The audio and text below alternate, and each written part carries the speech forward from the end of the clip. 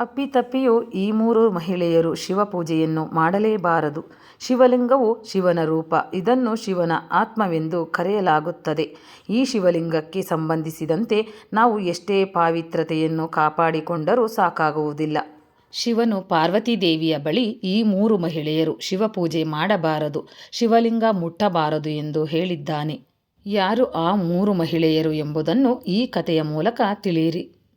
ಶಿವನು ತ್ರಿಮೂರ್ತಿಗಳಲ್ಲಿ ಒಬ್ಬನು ಹಾಗೂ ಈತ ಸೃಷ್ಟಿಯ ವಿನಾಶಕನೂ ಆಗಿದ್ದಾನೆ. ಸರಳ ಪೂಜೆಯಿಂದ ಸಂತುಷ್ಟನಾಗುವ ಮೂಲಕ ಭಕ್ತರ ಸಕಲ ಇಷ್ಟಾರ್ಥಗಳನ್ನು ಪೂರ್ಣಗೊಳಿಸುವವನು ಶಿವ. ಈ ಕಾರಣಕ್ಕಾಗಿ ಶಿವನು ಹೆಚ್ಚಿನ ಸಂಖ್ಯೆಯಲ್ಲಿ ಭಕ್ತರನ್ನು ಹೊಂದಿರುವ ದೇವತೆಗಳಲ್ಲಿ ಒಬ್ಬನಾಗಿದ್ದಾನೆ. ಆದರೆ ಶಿವನನ್ನು ಈ ಮೂರು ಮಹಿಳೆಯರು ಪೂಜಿಸಬಾರದು ಎಂದು ಹೇಳಲಾಗಿದೆ.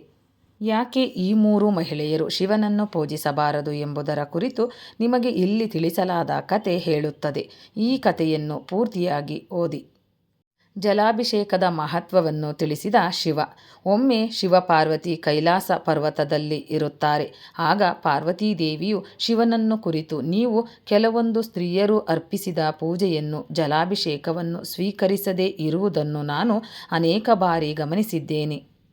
ಇದಕ್ಕೆ ಕಾರಣವೇನು ಎಂದು ಕೇಳುತ್ತಾಳೆ. ಆಗ ಶಿವ ಮುಗುಳ್ನಗುತ್ತಾ ಪಾರ್ವತಿಯನ್ನು ನೋಡಿ, ಹೇ ದೇವಿ, ನಾನು ಯಾವ ವ್ಯಕ್ತಿ ನಿಯಮಾನುಸಾರ ವಿಧಿವಿಧಾನಗಳ ಪ್ರಕಾರ ನೀರನ್ನು ಅರ್ಪಿಸುತ್ತಾರೋ ಅಲ್ಲಿ ನಾನು ನೆಲೆಸುತ್ತೇನೆ.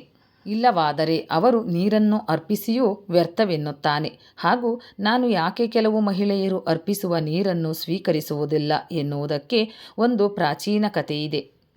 ಇದು ಸುಮತಿ ಎನ್ನುವ ನನ್ನ ಭಕ್ತೆಗೆ ಸಂಬಂಧಿಸಿದ ಕಥೆಯಾಗಿದೆ ಎನ್ನುತ್ತಾ ಶಿವ ಭಕ್ತೆ ಸುಮತಿ ಕಥೆಯನ್ನು ಶಿವನು ಹೇಳಲು ಪ್ರಾರಂಭಿಸುತ್ತಾನೆ.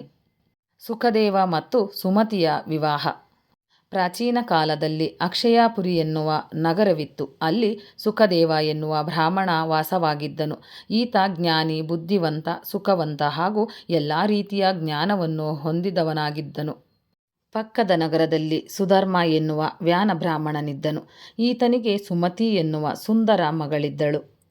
ಅವಳು ಶಿವನ ಪರಮಭಕ್ತೆಯಾಗಿದ್ದಳು. ಆಕೆಯು ಮದುವೆ ವಯಸ್ಸಿಗೆ ಬಂದಾಗ ವರನನ್ನು ಹುಡುಕಲು ಪ್ರಾರಂಭಿಸುತ್ತಾನೆ. ಆಗ ಆತನ ಪತ್ನಿ ಸುಖದೇವನ ಬಗ್ಗೆ ಹೇಳುತ್ತಾಳೆ. ಸುಧರ್ಮ ಸುಖದೇವನ ಬಳಿ ತನ್ನ ಮಗಳಾದ ಸುಮತಿಯನ್ನು ವಿವಾಹವಾಗುವಂತೆ ಕೇಳಲು ಬರುತ್ತಾನೆ. ಸುಧರ್ಮನ ಮಗಳಾದ ಸುಮತಿಯನ್ನು ವಿವಾಹವಾಗಲು ಸುಖದೇವ ಮತ್ತು ಆತನ ತಂದೆ ತಾಯಿ ಕೂಡ ಒಪ್ಪಿಕೊಳ್ಳುತ್ತಾರೆ. ನಂತರ ಇಬ್ಬರಿಗೂ ವಿವಾಹ ಮಾಡಿಸಲಾಗುತ್ತದೆ. ಸುಮತಿಯ ಈ ತಪ್ಪಿನಿಂದ ಶಿವಪೂಜೆಗೆ ಭಂಗವಾಯಿತು. ವಿವಾಹದ ನಂತರ ಸುಮತಿ ತನ್ನ ಪತಿ ಸುಖದೇವನ ಮನೆಯಲ್ಲಿ ಚೆನ್ನಾಗಿಯೇ ಇದ್ದಳು. ಕುಟುಂಬದ ಸದಸ್ಯರೆಲ್ಲರನ್ನೂ ಚೆನ್ನಾಗಿಯೇ ನೋಡಿಕೊಳ್ಳುತ್ತಿದ್ದಳು. ತನ್ನ ಪತಿ ಸೇವೆಯನ್ನು ಚಾಚೂ ತಪ್ಪದೆ ಮಾಡುತ್ತಿದ್ದಳು. ಪ್ರತಿದಿನ ಮುಂಜಾನೆ ಸೂರ್ಯೋದಯವಾಗುತ್ತಿದ್ದಂತೆ ಸುಮತಿ ಶುದ್ಧಳಾಗಿ ಶಿವಲಿಂಗಕ್ಕೆ ಜಲಾಭಿಷೇಕ ಮಾಡುವ ಮೂಲಕ ಶಿವಪೂಜೆಯನ್ನು ಶ್ರದ್ಧೆಯಿಂದ ಮಾಡುತ್ತಿದ್ದಳು. ಆದರೆ ಶ್ರಾವಣ ಮಾಸದ ಮೊದಲನೆಯ ಸೋಮವಾರದ ದಿನದಂದು ಸುಮತಿ ಮತ್ತು ಸುಖದೇವ ಹಿಂದಿನ ದಿನ ಈರುಳ್ಳಿ ಬೆಳ್ಳುಳ್ಳಿಯಿಂದ ತಯಾರಿಸಿದ ಕೋಸಂಬರಿಯನ್ನು ಮುಂಜಾನೆ ಶುದ್ಧರಾದ ಬಳಿಕ ಸೇವಿಸುತ್ತಾರೆ. ಈರುಳ್ಳಿ ಬೆಳ್ಳುಳ್ಳಿಯಲ್ಲಿ ತಾಮಸಿಕ ಗುಣವಿದ್ದುದರಿಂದ ಅವರಲ್ಲಿ ಕಾಮವು ಹೆಚ್ಚಾಯಿತು. ಶಿವಪೂಜೆಗೂ ಮುನ್ನವೇ ದೈಹಿಕ ಸಂಬಂಧವನ್ನು ಹೊಂದಿ ನಂತರ ಶಿವಪೂಜೆಯನ್ನು ಮಾಡುತ್ತಾರೆ. ಪೂಜೆ ಮಾಡುವಾಗಲೂ ಅವರ ಮನಸ್ಸಿನಲ್ಲಿ ಪೂಜೆಯ ಮೇಲಿನ ಭಕ್ತಿಗಿಂತ ಕಾಮವೇ ಹೆಚ್ಚಾಗಿತ್ತು. ಪೂಜೆಯು ಅಶುದ್ಧವಾದ್ದರಿಂದ ಶಿವನು ಆ ಮನೆಯಿಂದ ಹೊರಟು ಹೋಗುತ್ತಾನೆ. ಸುಮತಿಯನ್ನು ಮನೆಯಿಂದ ಹೊರಗೆ ಹಾಕಲಾಯಿತು. ಸುಮತಿ ಮತ್ತು ಸುಖದೇವನಲ್ಲಿ ದೇವರ ಮೇಲಿನ ಭಕ್ತಿಗಿಂತ ದಿನದಿಂದ ದಿನಕ್ಕೆ ಕಾಮ ವ್ಯಾಮೋಹದಂತಹ ಕೆಟ್ಟ ಅಭ್ಯಾಸಗಳೇ ಹೆಚ್ಚಾಗತೊಡಗಿತು. ಇದರಿಂದಾಗಿ ಸುಮತಿ ಒಮ್ಮೆ ಋತುಮತಿ ಸಮಯದಲ್ಲಿದ್ದಾಗ ಅವಳು 3ನೇ ದಿನದಂದು ಪತಿಯೊಂದಿಗೆ ದೈಹಿಕ ಸಂಬಂಧವನ್ನು ಹೊಂದುತ್ತಾಳೆ. ಇದರಿಂದಾಗಿ ಆಕೆಯ ಪತಿ ಸುಖದೇವ ಕುಷ್ಠರೋಗಕ್ಕೆ ಒಳಗಾಗುತ್ತಾನೆ. ಇದನ್ನು ತಿಳಿದ ಸುಖದೇವನ ತಾಯಿ ಅಂದರೆ ಸುಮತಿ ಅತ್ತೆ ಆಕೆಯನ್ನು ಮನೆಯಿಂದ ಹೊರಗೆ ಹಾಕುತ್ತಾಳೆ. ಸುಮತಿಯು ಅಳುತ್ತಾ ಒಂದು ಶಿವ ದೇವಾಲಯದ ಬಳಿ ಬಂದು ಕುಳಿತುಕೊಳ್ಳುತ್ತಾಳೆ. ಆಗ ಓರ್ವ ಪಂಡಿತರು ಆಕೆಯ ಅಳುವಿಗೆ ಕಾರಣ ಕೇಳಿದಾಗ ಅವಳು ನಡೆದ ಘಟನೆಯೆಲ್ಲ ಹೇಳಿಕೊಳ್ಳುತ್ತಾಳೆ. ಆಗ ಅವರು ಶ್ರಾವಣ ಸೋಮವಾರ ಬಿಲ್ವಪತ್ರೆಯಿಂದ ಜಲಾಭಿಷೇಕವನ್ನು ಈ ದೇವಾಲಯದ ಶಿವನಿಗೆ ಮಾಡುವಂತೆ ಸೂಚಿಸುತ್ತಾರೆ. ಸಾಕ್ಷಾತ್ ಶಿವನೇ ಆಕೆಯ ಮುಂದೆ ಪ್ರತ್ಯಕ್ಷನಾದನು. ಆಗ ಅವಳು ಪ್ರತಿಯೊಂದು ದಿನವೂ ಬ್ರಹ್ಮಚರ್ಯದ ಮೂಲಕ ಶಿವನನ್ನು ಆರಾಧಿಸುತ್ತಾಳೆ. ದೇವಾಲಯದಲ್ಲಿ ಕುಳಿತು ಶಿವಮಂತ್ರವನ್ನು ಪಠಿಸುತ್ತಾಳೆ. ಗೋಸೇವೆಯನ್ನು ಮಾಡುತ್ತಾಳೆ. ಆದರೆ ಅವಳಿಗೆ ಇದರಿಂದ ಯಾವುದೇ ಫಲವು ಕಾಣಿಸದೇ ಇದ್ದಾಗ ಆತ್ಮಹತ್ಯೆ ಮಾಡಿಕೊಳ್ಳಲು ದೇವಸ್ಥಾನದ ಬಳಿ ಇರುವ ನದಿಗೆ ಹೋಗುತ್ತಾಳೆ. ಆಗ ಶಿವನು ಪ್ರತ್ಯಕ್ಷನಾಗಿ ಆಕೆಗೆ ಅವಳು ಮಾಡಿದ ತಪ್ಪುಗಳನ್ನು ತಿಳಿಸುತ್ತಾನೆ. ಹಾಗೂ ನೀನು ನನ್ನ ಶಿವಲಿಂಗಕ್ಕೆ ಅರ್ಪಿಸಿದ ಬಿಲ್ವಪತ್ರೆಯನ್ನು ತೆಗೆದುಕೊಂಡು ಹೋಗಿ ಪತಿಗೆ ತಿನ್ನಿಸುವಂತೆ ಹೇಳುತ್ತಾನೆ. ಆಗ ಅವಳು ಶಿವನಿಗೆ ತನ್ನ ತಪ್ಪಿನ ಕ್ಷಮೆಯನ್ನು ಕೇಳಿ ಶಿವನನ್ನು ಪೂಜಿಸಿ ಮಂತ್ರಗಳನ್ನು ಪಠಿಸುತ್ತಾ ಅವನನ್ನು ಉದ್ಗರಿಸುತ್ತಾಳೆ.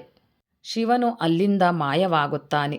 ಅವಳು ಶಿವಲಿಂಗದ ಮೇಲಿದ್ದ ಬಿಲ್ವಪತ್ರೆಯನ್ನು ತೆಗೆದುಕೊಂಡು ಹೋಗಿ ಪತಿಗೆ ತಿನ್ನಿಸುತ್ತಾಳೆ. ಇದರಿಂದಾಗಿ ಸುಖದೇವ ಚೇತರಿಸಿಕೊಳ್ಳುತ್ತಾನೆ. ಇಬ್ಬರ ಸಂಸಾರವು ಮತ್ತೆ ಮುಂಚಿನಂತೆ ಆಗುತ್ತದೆ. ಈ 3 ಸ್ತ್ರೀಯರು ಶಿವಲಿಂಗ ಸ್ಪರ್ಶಿಸಬಾರದು. ಶಿವನು ಮಾಯವಾಗುವ ಮುನ್ನ ಸುಮತಿಗೆ ಯಾವ 3 ಮಹಿಳೆಯರು ತನ್ನನ್ನು ಪೂಜಿಸಬಾರದು, ತನ್ನ ಶಿವಲಿಂಗವನ್ನು ಸ್ಪರ್ಶಿಸಬಾರದು ಎಂಬುದನ್ನು ಹೇಳುತ್ತಾನೆ.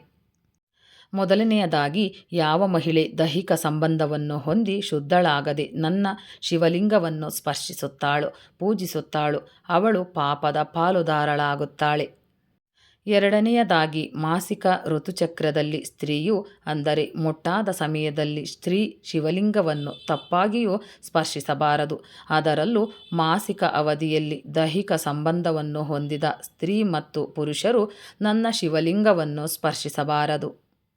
ಮೂರನೆಯದಾಗಿ, ವೇಶ್ಯವಾಟಿಕೆಯಲ್ಲಿ ಅಥವಾ ಅನೇಕ ಪುರುಷರೊಂದಿಗೆ ಸಂಬಂಧ ಹೊಂದಿರುವ ಸ್ತ್ರೀ ತನ್ನ ಶಿವಲಿಂಗವನ್ನು ಪೂಜಿಸಬಾರದು ಎಂದು ಹೇಳುತ್ತಾನೆ. ಈ ಕಥೆಯನ್ನು ಕೇಳಿದ ಪಾರ್ವತೀದೇವಿಯು, ಶಿವಲಿಂಗದ ಮಹತ್ವವೇನೆಂಬುದು ನನಗೆ ಚೆನ್ನಾಗಿ ತಿಳಿದಿದೆ ಪ್ರಭು ಎಂದು ಶಿವನಿಗೆ ನಮಸ್ಕರಿಸುತ್ತಾಳೆ. ಸ್ನೇಹಿತರೆ, ಈ ಮಾಹಿತಿ ನಿಮಗೆ ಇಷ್ಟವಾಗಿದ್ದಲ್ಲಿ ಇನ್ನೂ ಹೆಚ್ಚಿನ ಮಾಹಿತಿಗಾಗಿ ಲೈಕ್ ಮಾಡಿ, ಶೇರ್ ಮಾಡಿ, ಚಾನಲ್ಗೆ ಸಬ್ಸ್ಕ್ರೈಬ್ ಮಾಡಿ. ಧನ್ಯವಾದಗಳು.